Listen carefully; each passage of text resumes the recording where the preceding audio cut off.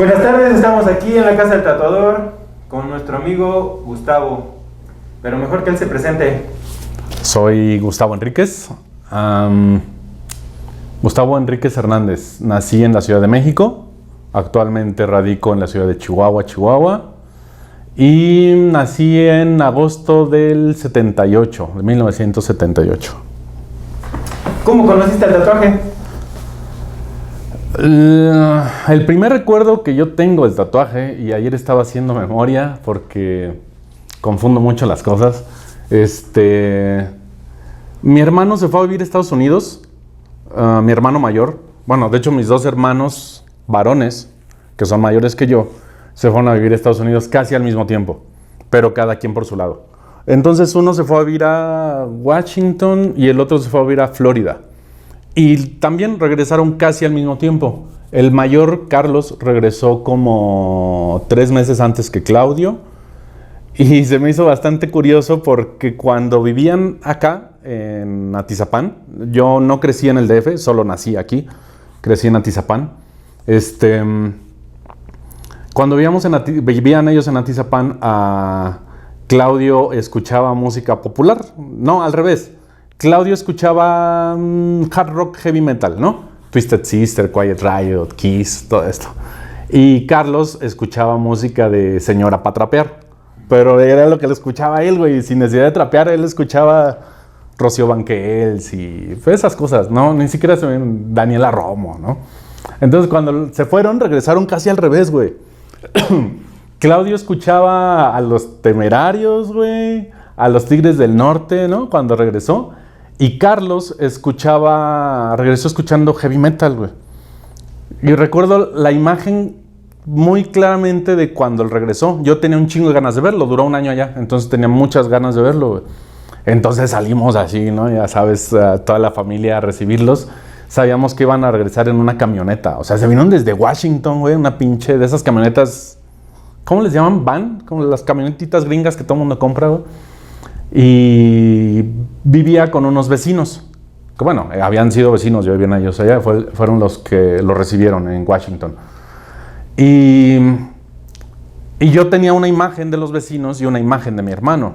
Entonces, cuando se bajan de la camioneta, güey, uno de los vecinos, Josué, traía el cabello largo, barba de candado, güey, thrasher, se vestía thrasher, pero no thrasher neoyorquino, thrasher de Florida, ¿no? Sí, más fresco el vato, más colorido, pero thrasher. Y yo nunca había tenido ningún contacto con el rock. A pesar de que de muy niño yo veía con Claudio los videos de Twisted Sister y de Quiet Riot, pero yo ya no me acordaba de eso, güey. Entonces, cuando vi a Josué bajándose de la camioneta, güey, se veía como un sujeto peligroso, güey, ¿no? En mi mente de niño. Bueno, tenía 11 años, güey. 11 o 10, por ahí. En mi mente de niño eran figuras amenazantes, ¿no? Y Salvador, el hermano de Josué, pues había estado haciendo pesas y aparte pues la nutrición y la alimentación de Estados Unidos en ese entonces era más dispar que ahora, ¿no? Entonces se puso así gigante el güey y con tatuajes. Y eran tatuajitos así, güey. Josué traía un corazón, el clásico mom. Y Salvador, sí, Chava traía un demonio de Tasmania, güey, con una botella de tequila. Entonces, esos fueron los primeros tatuajes que yo recuerdo haber visto en mi vida. O sea, yo ni siquiera sabía que los tatuajes existían antes de eso, güey. O sea, nunca se me ocurrió ni siquiera dibujarme en la piel. Yo nunca vi un tatuaje. No, esa fue la primera vez que vi. Y yo no sabía si se quitaban, si no se quitaban, cómo se hacía, nada. O sea, yo simplemente vi un dibujo en la piel. Creo que ese fue mi primer contacto con el tatuaje. Y ya después, Carlos, mi hermano, puso unos cassettes que acababa de comprar. En ese entonces venían unos paquetitos de 3 cassettes en Estados Unidos. Y venía uno de Bon Jovi, uno de Whitesnake y uno de Aerosmith. Y recuerdo que del dinero que mandaba Carlos para la familia, mi mamá compró un estéreo de esos modulares, ¿no? Y cuando lo vio dijo, qué chido, ¿no? Pues le dio gusto que su dinero se hubiera empleado como para cosas para la familia y aparte estaba bonito el aparato. Y dijo, qué chingón aparato compraron. Sacó sus cassettes, lo puso y fue la primera vez que yo escuché ya conscientemente heavy metal en mi vida, güey. Y puso a Bon Jovi. No más, no me gustó ya. No sé si se me hizo escandaloso o qué, pero recuerdo que no me gustó Bon Jovi. Y se me hizo muy escandaloso. Y no, me causó incluso una reacción de desagrado. Y luego puso Aerosmith. Y me acuerdo que puso Young Lost del disco Pump. Y así las primeras notas me atraparon, güey. Me atraparon desde entonces. Y esos mismos vecinos, como ya tenían muchos más años que mi hermano en Estados Unidos, de hecho ellos siguen allá, ¿no? Tenían discos a lo pendejo, cassettes y videos VHS grabados de MTV. Entonces, cuando me enteré de su majestuosa colección, güey, yo iba a pedirles a cada rato discos, sobre todo cassettes. Porque ahora que recuerdo no tenía para reproductor de CDs. Si no es que también existía el CD. No, se me hace que aún existía el CD. Comercialmente no. Cassettes y videos. Entonces en uno de esos videos vi a Aerosmith, que era lo que yo buscaba. Y venía el video de The Other Side. Y vi el tatuaje de Steven Tyler. Y seguí viendo más videos de Aerosmith y vi que siempre traía el mismo dibujo. Fue cuando pregunté por qué siempre traía el mismo dibujo. Yo pensé que eso lo hacía antes de cada concierto, güey. Y ya me dijeron, no, pues es que son tatuajes. Y entonces le dije a Josué o a Onésimo, no sé cuál de esos hermanos, son tres hermanos, y los tres traen tatuajes. Dije, ¿tú todavía traes el tuyo? Sí. Y pues ya me lo enseñó. Y también traía, no sé cuál de los dos era. Yo creo que Josué. Y así de que, ¿cómo te los hacen para que no se quiten, güey? O sea, es una tinta muy cabrona, ¿no? Y ya me dijo, con agujas. Eso fue todo lo que yo recuerdo de mi primer contacto con el tatuaje. No entendía a qué se refería con agujas. O sea, para mí no tenía ningún sentido que me dijera con agujas. Yo lo único con lo que podía asociar en ese momento, y no es broma, es con máquinas de coser o máquinas de bordar. Entonces incluso hasta me dijo que con una maquinita, que con agujas. Te juro que yo me imaginé una bordadora, güey. Que metías el brazo en una especie de bordadora y eso era lo que pasaba. Sí, y que un señor, entonces también me imaginé un señor como un señor, ¿no? No un tatuador. Y eso creo que fue mi primer contacto con el tatuaje. Ya después había una papelería de una señora que nunca supe si era gringa o qué, una señora muy güera, sobre todo, o sea, sería güera hasta en Chihuahua, ¿no? Entonces aquí era... Entonces no sé si era gringa o dónde chingados, pero vendía revistas gringas en su papelería. Cuando creo que todavía existía el Sanborns, o ni en Sanborns vendían revistas gringas, no recuerdo bien. Y vendía en una ocasión solo una vez la vi, que se llamaba Poster Express. Y era de pósters de las estrellas, ¿no? De la música de ese momento. Entonces pues prácticamente era heavy metal, era lo que imperaba, ¿no? En la música. Entonces venían pósters, me acuerdo de King Diamond, de Axl Rose, de Steven Tyler. Y yo la compré por el póster de Steven Tyler. Pero no se veían bien los tatuajes. De hecho creo que nada más venía el vato cantando, ¿no? Y recuerdo un póster de Axl Rose, y pues como era doble página, o triple página, no recuerdo, se veían bien los tatuajes de Axl, que yo los había visto siempre en fotos de revistas de este tamaño, ¿no? Entonces ya en el póster pude ver bien los tatuajes. No, güey, me cagué, güey, me cagué. O sea, hasta la fecha son buenos tatuajes. Incluso para esta época siguen siendo buenos tatuajes, güey. Y no solo de cómo estaban en ese tiempo, se han conservado poca madre, güey. Yo lo vi hace poco y se han conservado chingón esos tatuajes. Sí, los tatuajes sí, él no. Él no, güey. Ninguno de esos cabrones. Las drogas y el dinero son mala combinación. Y ¿en qué estaba? Y es que yo ya dibujaba. Leonora Carrington una vez la vi en una entrevista decir que todos los niños dibujan. Que los artistas son niños que nunca dejaron de dibujar. Y he pensado un poco por qué los niños dejan de dibujar. Yo creo que son las concepciones que los adultos empezamos a meter de si dibujas bien o dibujas mal. Cuando en realidad creo que a un cierto nivel no hay manera de dibujar mal. En un cierto contexto, quiero decir, ¿no? Y sobre todo en el contexto de un niño. O sea, ¿por qué a un niño le dices que dibuja bien, que dibuja mejor, que le quedó feo? Pues simplemente está dibujando, güey. Pero bueno, el asunto es que yo soy de esos niños que no dejaron de dibujar, Pero a los 8 años me lo tomé más en serio. Y una vez platicaba con David, con Chamuco, de este pedo, y le decía que nosotros dibujamos porque jugábamos mal al fútbol. Y se rió y dijo, sí es cierto. Y es que es la verdad en la mayoría de los casos, ¿no? No necesariamente el fútbol, pero a lo mejor en tu barrio, en tu familia hacían otra cosa, para la que a lo mejor tú eras muy torpe. Yo era muy torpe para el fútbol. En mi casa era el fútbol, güey. Se veía el fútbol cada fin de semana y se gritaba y se decían altisonancias que te oyeran a 3 casas abajo, güey. Y si eran aficionados que vivían la pasión del fútbol, ¿no? Entonces, pues obviamente quieres complacer a tus papás, a tus hermanos. Mis hermanos estaban en equipos llaneros, güey. Mi papá le faltaba poco para ser hooligan, güey. Entonces, yo no sería para el fútbol, güey. Supongo que tiene que ver con mi maestra de primero y segundo de primaria. No estoy bromeando, me causó traumas muy cabrones, muchas inseguridades. Y al ser una persona tan insegura, creo que es difícil que juegues bien al fútbol, ¿no? O tienes que ser más inseguro de lo que era, o más seguro de ti mismo. Hasta para meterle al cuerpo, ¿no? Y yo no. Yo era muy tímido para jugar al fútbol. Entonces, cuando veía que mis vecinos eran buenos, sobre todo Pedro, que nació un mes después que yo, algo así, éramos muy contemporáneos, pues. Pues me decepcioné, ¿no? Así que lo único que me quedaba era encerrarme a dibujar. Obviamente con la práctica, y a lo mejor retomamos este tema un poquito más adelante, del mito del talento, ¿no? Es simplemente que a lo mejor nadie se dio cuenta que había un niño ahí encerrado dibujando. Te diste cuenta hasta que ya dibujaba bien. No te diste cuenta cuando dibujaba mal. Pero después de 3 meses encerrado dibujando, pues ya te empiezan a salir mejor las cosas, ¿no? Entonces me di cuenta de que los halagos que no recibía en el fútbol, los recibía con el dibujo. Así que a los 8 años yo me tomé muy en serio el dibujo, ¿no?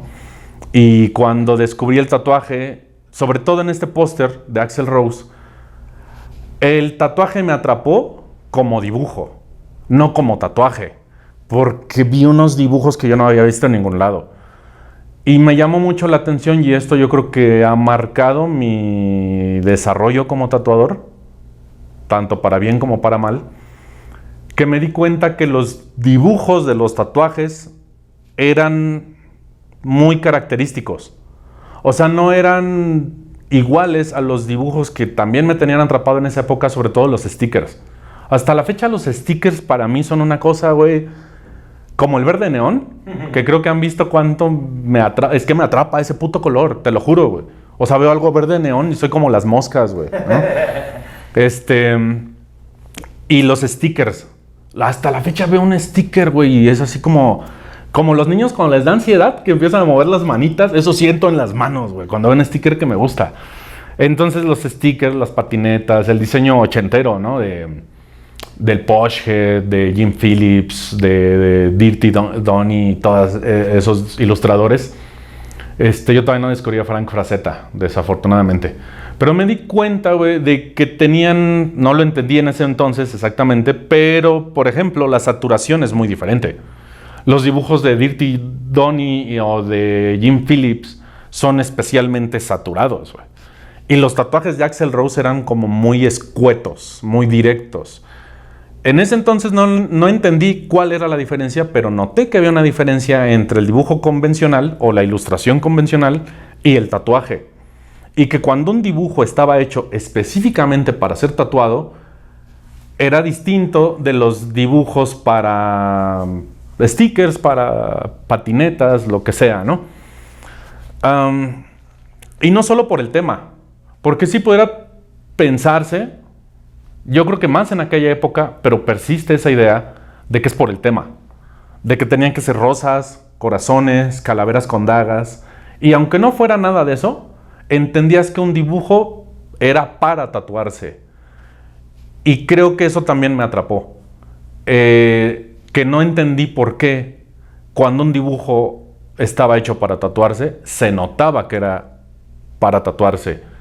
Y eso fue, yo creo que ese misterio que recientemente lo he ido entendiendo cuando empecé a tener la sospecha de que toda la vida he tenido TDA. Bueno, no sé si toda la vida. Yo sí pensé que solamente era genético, lo del TDA, el trastorno del déficit de atención. Que casi siempre viene acompañado con hiperactividad, pero casi siempre es TDAH, ¿no? Pero yo no estoy muy seguro que sea TDAH, porque apenas hace unos pocos meses que empecé a tener la sospecha, güey. De hecho, no tengo un diagnóstico 100% confirmado. Pero, el TDA hace que la gente sea obsesiva. De hecho, el problema no es el déficit de atención. El verdadero problema o raíz, por lo que entiendo, no soy obviamente médico ni mucho menos, está en el sistema de recompensa, que no generas dopamina igual que la gente normal. No es el mismo problema que el trastorno bipolar, pero se parece. Es algo entre trastorno bipolar y autismo, por ahí va, pero leve, ¿no? Entonces, ese sistema de recompensas, al faltarte un poquito de dopamina, hace que cuando algo te genera dopamina, te atrapa. Puede ser algo bueno, puede ser algo malo, puede ser algo negativo, puede ser algo neutro. Por lo regular nos obsesiona tanto, güey, que se convierte en algo negativo. Por ejemplo, a mí los libros, güey. Ha llegado un punto en el que ya no está tan bien mi obsesión por los libros, que puedes decir, vaya, son libros, también. Y ese es un problema, porque también dices, vaya, son libros, no te van a hacer daño, ¿no? Si llega un punto que ya no tienes dónde vivir, güey, ¿no? Ya tienes tantos libros que ya no tienes espacio en tu casa, gastas más dinero del que deberías.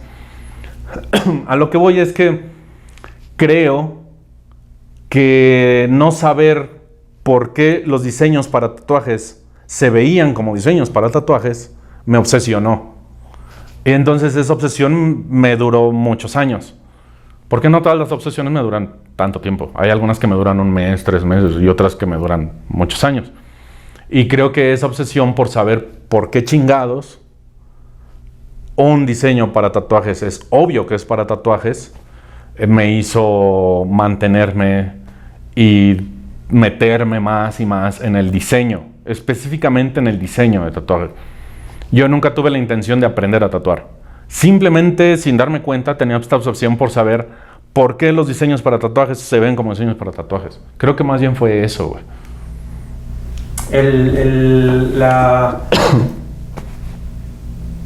Es que el tatuaje tiene sus reglas, ¿no? De envejecimiento y todo esto, ¿no?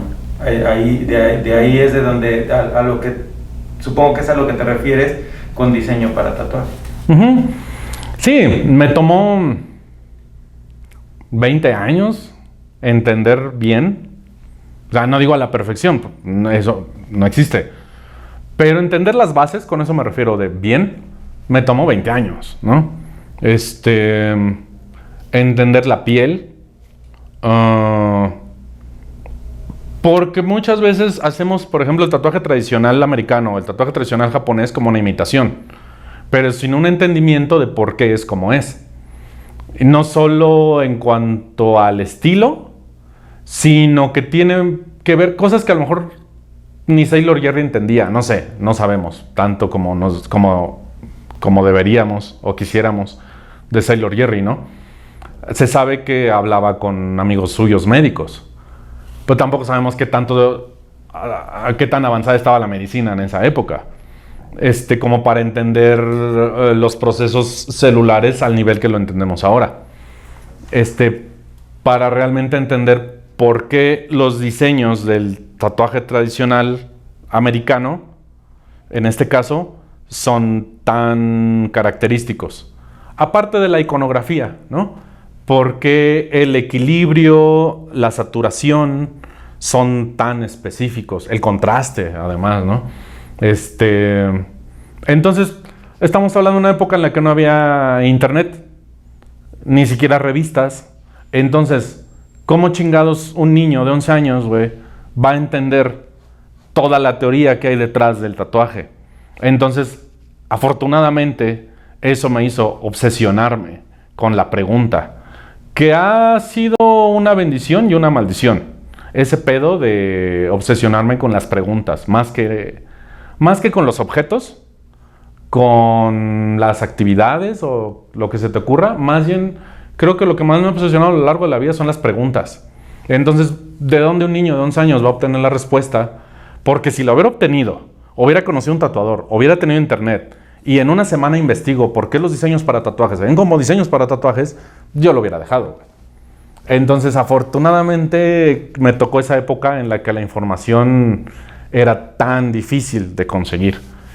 Eso es lo que me mantuvo obsesionado con entender por qué los tatuajes se ven como tatuajes. Y bueno, ya para avanzar un poco en la historia, güey, a los 14 años intenté hacer mi primer tatuaje. Obviamente, te digo, mi obsesión fue con el diseño, no con el tatuaje.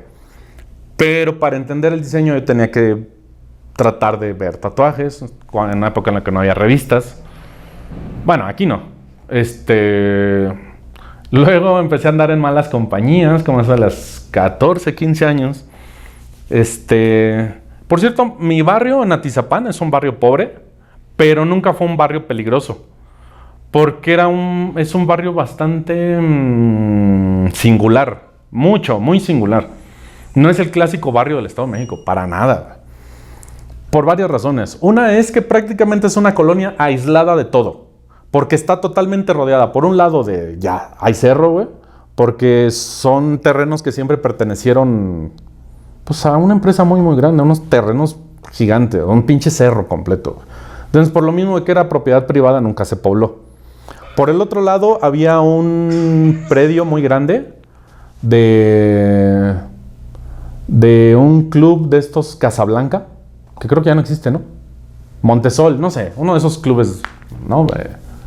Para gente fifí. Y del otro lado, un terreno baldío que estaba como que en disputa o algo así, entonces tampoco se pudo construir. Y para el otro lado, güey, ya estaba la avenida. Entonces ahí terminaba la colonia, así que no teníamos colonias vecinas, era una colonia aislada de todo. Y además de que esa colonia se pobló principalmente de migrantes de Guanajuato, de que llegó una familia de Las Cruces o Tierra Blanca, Guanajuato, no sé bien, ni conozco para allá. Y como que ellos invitaron a más familiares, que invitaron a conocidos, que invitaron a otros conocidos, y terminó siendo una colonia de gente de Las Cruces, Guanajuato, güey, ¿no? Entonces, pues no eran chilangos. Así que no crecí en un ambiente chilango tampoco. Ni tampoco en un ambiente de Guanajuato. Entonces, pues fue una colonia muy tranquila, muy especial, güey. Era como una provincia de 4 cuadras. Porque aparte la colonia es como de 4 o 5 cuadras. O sea, una pinche colonia diminuta.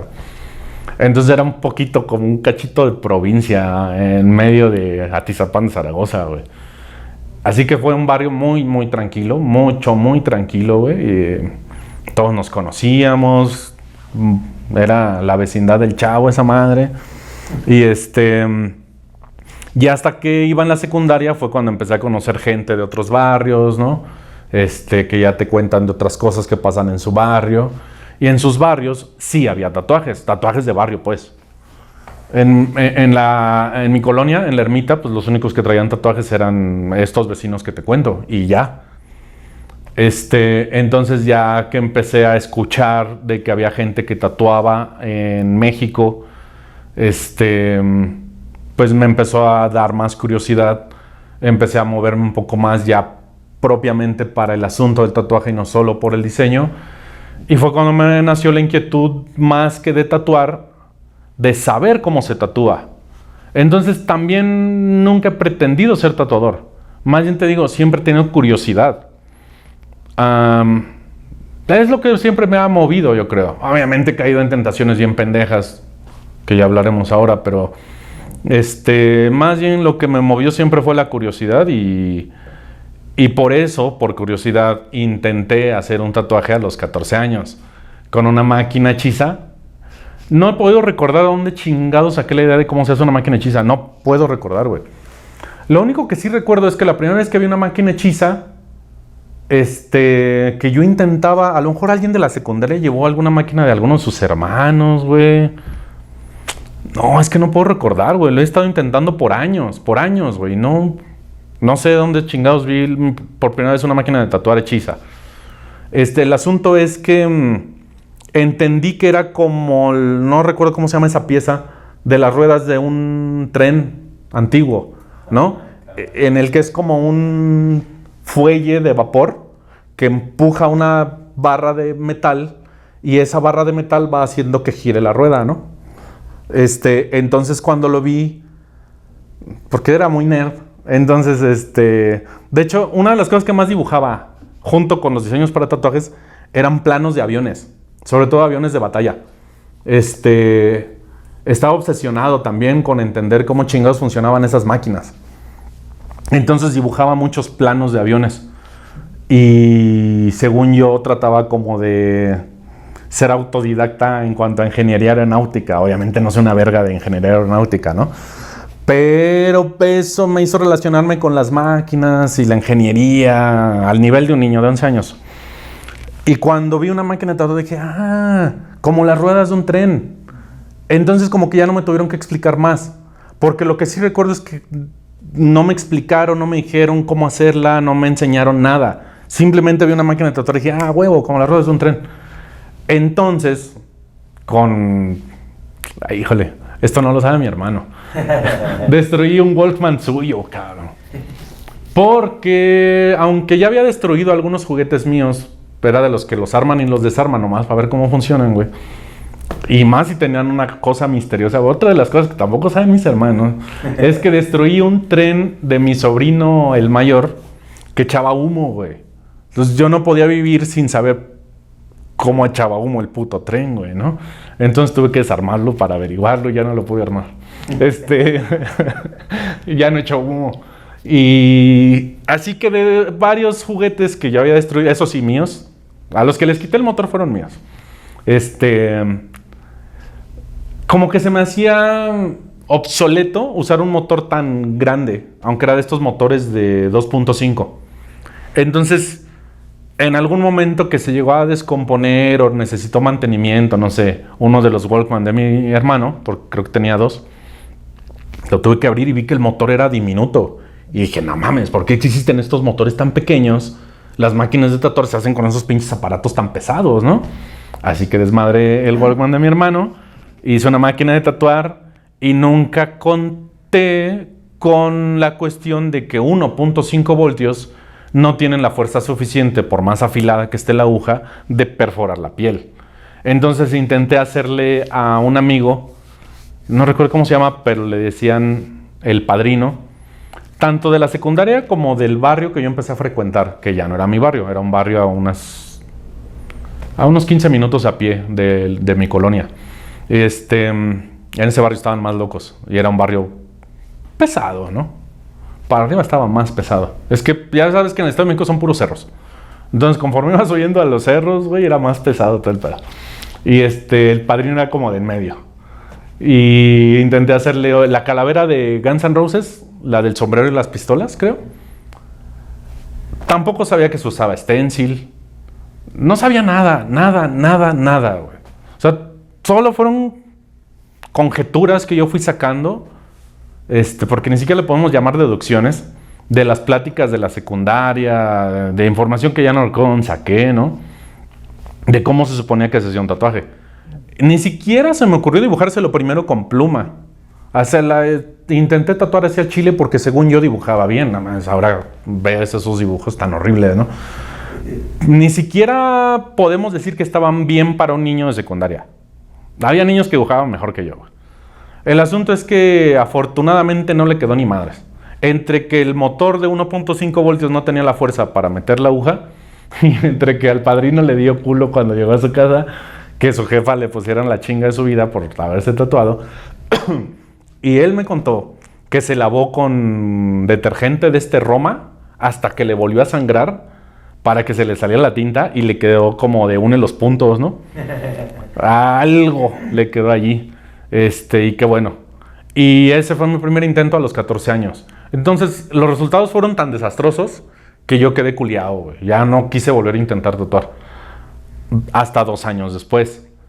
Pero por siempre digo que me obligaron, es una manera jocosa de decirlo. No me obligaron, pero cómo chingaba ese pinche Ramón, que ya falleció, un vecino. La mala influencia, que curiosamente su mamá decía que la mala influencia era yo. No mames, yo era un santo. O sea, sí era demasiado inseguro, tímido y mojigato, y pegado a las faldas de mi madre, como para ser mala influencia de quien fuera, güey. La mala influencia era Ramón, ese cabrón era una muy mala influencia, pero le agradezco mucho, ¿no? Y murió hace como 5 años, ahí le hice mis primeros tatuajes. Entonces, la gente ya veía mis diseños, yo fui guardando mis diseños. Porque para ese entonces ya había visto un estudio, o sea, con el tiempo te digo que me fui metiendo un poco más, y me enteré que hacían tatuajes en el Bazar de Perinorte. Ahí estaba, la primera persona que yo vi tatuando en mi vida, güey. No sé si yo ya había intentado, sí, yo ya había intentado hacer el del Padrino. Fue a Ray, a Rockabilly Ray, que en ese entonces solo era Ray, no era Rockabilly. De hecho era medio metalero, pero que todos éramos metaleros en esa época, ¿no? Y de hecho eso te lo conté, creo, en el en vivo de Instagram. Que yo recuerdo la emoción y los nervios de ver una máquina de tatuar. No de ver cómo tatuaban, de ver una máquina de tatuar.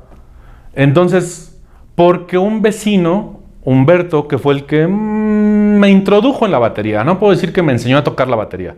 Su hermano sí sabía tocar y medio le enseñó a tocar a él.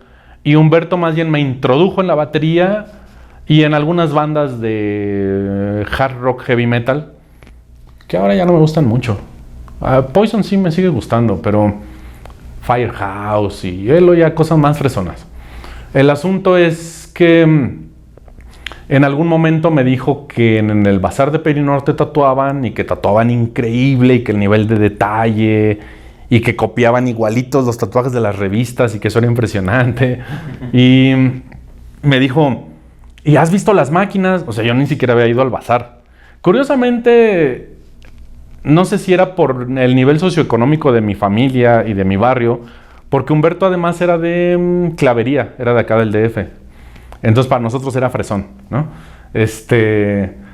Y el Bazar de Perinorte para nosotros también era fresón. Imagínate tú, ¿no? Entonces, no, yo ni siquiera había parado en el Bazar de Perinorte nunca en mi vida. Pero cuando me dijo Humberto que ahí tatuaban y que me dijo, ¿y has visto los frasquitos que tienen las maquinitas? Yo creo que ahí es donde se le echa la tinta, o sea, las bobinas. Él creía que eran frasquitos. Entonces yo fui a ver cómo funcionaba una máquina profesional, bueno, sí, profesional, de tatuar. Y cuando pregunté, oiga, ¿dónde hacen los tatuajes? Estamos hablando de que era un niño de 13, 14 años, 14 yo creo.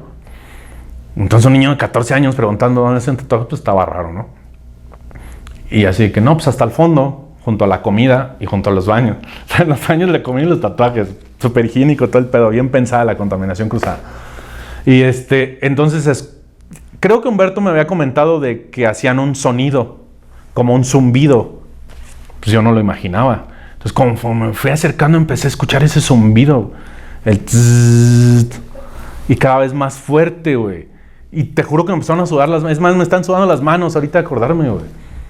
Entonces, cuando di la vuelta y vi el local, pinche agujero horrible, güey, donde tatuaban, para mí era maravilloso, güey. Y yo lo que quería era ver la máquina, güey. Y era una Precision PW de bobinas moradas. Mames, güey. Fue ver a Dios. Brillaba esa madre, güey, ¿no? 2 veces me ha pasado esa sensación que yo pensé que era un falso recuerdo. Que a veces recordamos cosas que no pasaron, pero tú recuerdas como si realmente hubieran pasado, güey. Otros de esos falsos recuerdos que no vienen al tema del tatuaje, pero que no sé si es falso. Con la gente, yo no creo en cosas sobrenaturales de ningún tipo, incluyendo ovnis y esas cosas.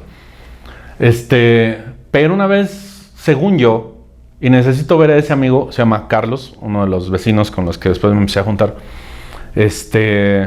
una esfera con rayos como de luces de estas de ¿LED? No, de las otras, de los viejitos.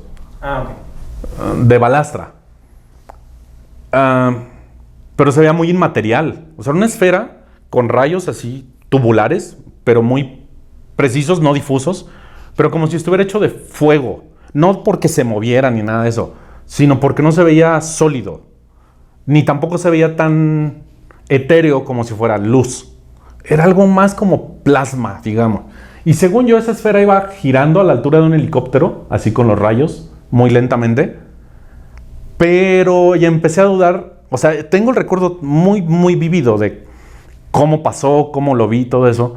Pero necesito ver a Carlos para preguntar, por según yo él iba conmigo, si es un recuerdo verdadero o es un falso recuerdo. Entonces, ahora sí perdí el hilo. Iba a comentar un falso recuerdo respecto del tatuaje. Ah, ya. Sí, de que yo pensé que era un falso recuerdo que uno tiene, que genera después, de la visión. Cuando ves algo que te fascina.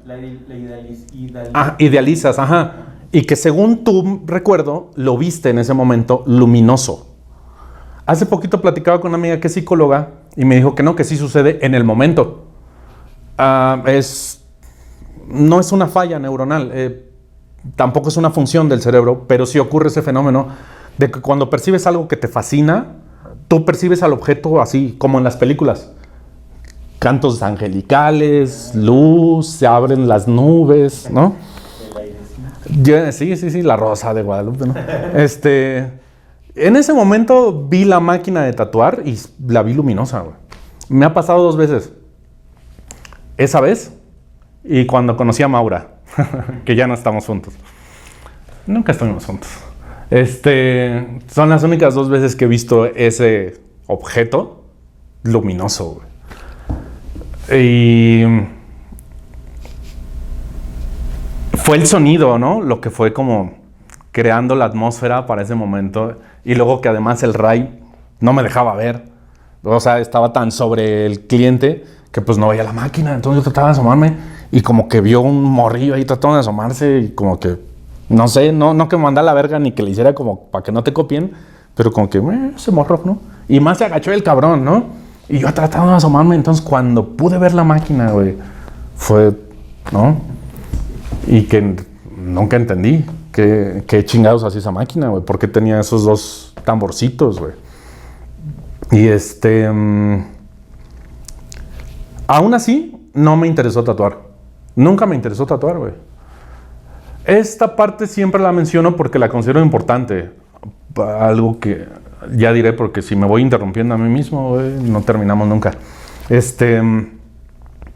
Sino que la gente... fue cuando vi los catálogos, que existían los catálogos de tatuajes. Fíjate que llegó un punto en el que... ¿Cómo rechazamos eso, no? El flash y los catálogos. Porque eran el Pinterest de nuestra época, güey. Que eran siempre los mismos putos tatuajes, güey.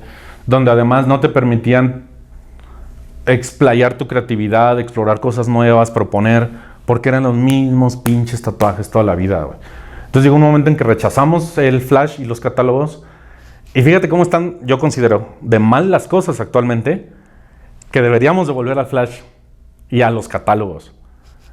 Creo que es menos malo que no Pinterest, porque Pinterest es una herramienta, sino cómo la está usando la gente, tanto los tatuadores como los clientes. El horrible uso que le están dando al internet. Cómodo, ¿no? La comodidad de perder las cosas. Sí, es pues la ley del menor esfuerzo. Siempre he dicho que el humano vive en modo de ahorro de energía, ¿no? Entonces, ese pinche modo permanente de ahorro de energía, que es parte de nuestra evolución biológica, güey, nos hace más huevones de lo que deberíamos. O sea, creo que también deberíamos de entender que ya la comida es relativamente fácil de conseguir. Tenemos tiempo de ocio, tenemos tecnología, ¿no? Dice Bob Esponja. Entonces, ¿por qué nos empeñamos tanto en no esforzarnos nada, güey? El asunto es que vi los catálogos de tatuajes y entonces fui haciendo mi propio catálogo de tatuajes.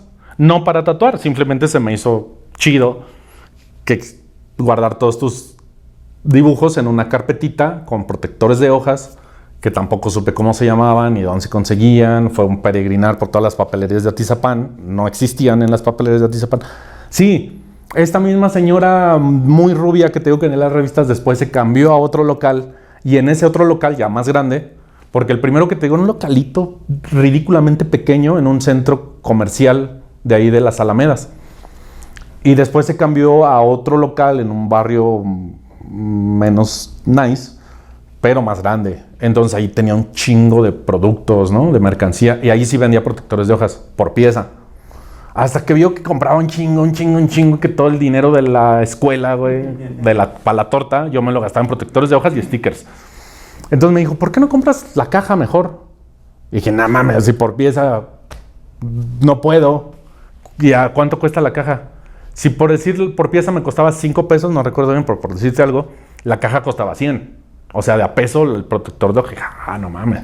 Entonces, al tener tantos protectores de hojas, cuando compré la caja, pues yo lo que quería era llenarlo, güey. Y me puse a dibujar a lo pendejo, güey.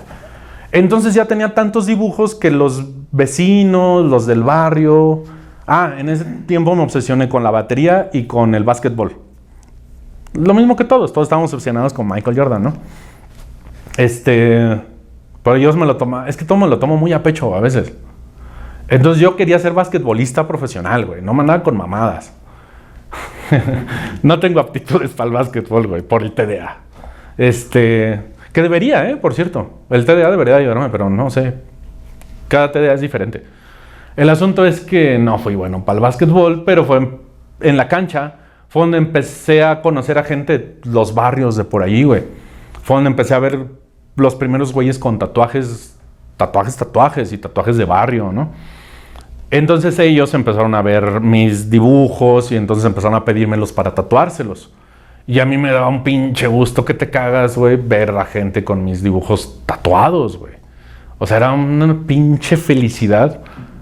Aún así, no quería tatuar. Hasta que Ramón empezó a chingue, güey. No, ¿por qué dejas que otros hagan tus tatuajes? Deberías hacerlos tú. Y es que a mí no me interesaba, güey. Pero ni siquiera un poco, güey. Aparte que me da mucho asco la sangre. O sea, pero siempre me ha dado, no se me ha quitado, güey. Sí soy como esas pinches niñas fresonas de la primaria, güey, ¿no? Hasta agarrarme del metro, ñañaras, güey. Entonces la sangre, imagínate, güey. No es que me dé miedo, me da asco. Se oye re bien esto para los clientes, ustedes me dan asco. No, solo se sale. Y no, que por qué dejas que otros hagan tus tatuajes, que deberías de hacerlos tú y que él y que te... Y ya me dijo varios diseños míos que le gustaban. Algunos eran copias de tatuajes, algunos eran copias de publicidad de las revistas. No sé si te acuerdas salían todas las Tattoo Magazine a página completa de un dragón chino con muchas esferas. Y digo chino porque no era tatuaje japonés. Era simplemente un dibujo muy gringo, muy de biker, pero un dragón chino con un chingo de esferitas. Y en el otro lado de la página, casi siempre, venía como un mago fumando una pipa que tenía forma de calavera. Y era como un puntillismo. Eran muy buenas ilustraciones, pero siempre venían en blanco y negro. Entonces yo los copiaba y luego los dibujaba. Mi hermano Carlos me regaló unos Prismacolor. Cuando me vieron obsesionado con el dibujo, dibujaba con esos pinches colores de la brujita. No mames, esas mierdas no sé por qué existen, güey. O sea, es frustrante para los niños, no deben de existir, güey. Y entonces cuando me regaló un paquete de Prismacolor, aparte me regaló el de 24, de 36, no me acuerdo, pero un paquete grande, güey. No, o sea, yo no puedo creer pinches colores que daban sólidos, güey, ¿no? Entonces más me obsesioné con el dibujo, güey. Y a Ramón le gustaron unas de esas copias que yo hice, no recuerdo si eran de tatuajes o de publicidad, pero me acuerdo que era una calavera como derritiéndose, como los del Steve, ¿te acuerdas? De esos flashes, que todo lo que supe es que era de Alemania, y nunca supe si tatuaba o si solo hacía flashes, no supe mucho del Steve, que todos tatuamos diseños de Steve, ¿no? Parecida a esas calaveras, así te digo, derritiéndose, y un corazón con una rosa, que ese sí era diseño totalmente mío. Entonces me dijo que quería esos diseños. Y le dije, pues te los doy y te los tatúas. No, yo quiero que me los hagas tú. Le dije, es que yo no tatúo, güey. No, que me los hagas tú. Tanto estuvo chingando, güey. Y yo estaba tan traumado por el tatuaje del padrino, el mal intento, que no quería, güey. Y la sangre y todo. Entonces yo no quería, güey. Hasta que fue y le pidió a un cerrajero, que creo que todavía existe esa cerrajería. En esta ocasión no he ido a la ermita, porque mi mamá ya no está viviendo allí, está viviendo en Villa Nicolás Romero. Ya no es Villa, ya es Ciudad Nicolás Romero. Entonces no pasé esta vez a la ermita y no sé si sigue allí porque hace 3 años que no venía, güey. No sé si sigue allí la cerrajería. Y ese cerrajero, bueno, el hijo del cerrajero, hizo una máquina hechiza. Bastante interesante, güey. De hecho, le he querido preguntar a ver si aún la tiene para traértela, porque es una máquina muy, muy interesante, güey. La hizo con piezas que ahora que lo pienso, a lo mejor eran como de instalaciones de gas. Algún tipo de válvula para gas o no sé qué verga, güey. Porque traía una tuerquita en la mera punta que regulaba la apertura. Entonces eso me ayudaba un chingo a que la aguja no bailara. Porque nunca se me ocurrió que podías hacer grupos de agujas. O sea, yo solo concebía en mi mente de single needle, ¿no? De Shakira. Pero del número 15, del número 18, del número 20. Entonces, como eran pinches, o sea, no recuerdo bien cómo va la numeración, pero la más gruesa ya era casi que tatuar con un clavito, güey, ¿no? Entonces, esa madre me ayudaba a cerrar un poco más cuando usaba la del número 15, que era la más delgada, güey, que no bailara tanto. Entonces, cuando Ramón vio que yo no tenía ganas ni de hacer una máquina de tatuar, fue y se la pidió al cerrajero y me dijo, toma, se la pedí prestada al cerrajero y me la prestó, me dijo que me la dejaba nada más una semana. Entonces tienes una semana para hacerme mi tatuaje. Y dije, yo cuando te dije, vete a la verga, ¿no? Ya tenía 16 años porque en ese entonces yo ya trabajaba en un bar, 16 años, o sea, yo no tenía edad para entrar al bar, menos para trabajar de sacaborrachos en un bar, güey. Pero desde los 14 años tengo la estatura que tengo, digo, no estoy muy alto. Para mi familia y para ser chilango, sí, ¿no? Mido unos 78. De hecho, en ese entonces medía 1,81. La gente me ha dicho, es que es imposible que bajes de estatura. Sí, puedes bajar de estatura. Si no comes suficiente calcio y haces pesas, por ejemplo, tus huesos al solidificarse se hacen más chicos. Entonces, empecé a hacer pesas y me hice un poco más chico, güey. Pero por la estatura y porque pues me la pasaba agarrándome a chingazos en la secundaria y en el barrio, güey, pues me metieron de sacaborrachos, ¿no? A un bar. Y fue por esas mismas fechas que Ramón estaba chingue con que lo tatuara. Para ese entonces, lo que yo hacía respecto del dibujo, la ilustración, eran los volantes para los millennials flyers de el bar, el mismo bar en el que trabajaba. Y entonces, en una de esas noches, llegó Luis Martínez. Y pues yo nomás vi un güey greñudo, todo tatuado. Fue la primera persona que yo vi con brazos llenos, güey. Y a mí me tocaba cuidar el área más peligrosa además, güey. Según esto, precisamente porque era el más joven, el más flaco y el más pendejo, me pusieron en el área como en un rincón, haz de cuenta, ¿no? Y también por si iban los inspectores. Porque era la puerta trasera. Estaba ahí a un lado de la barra.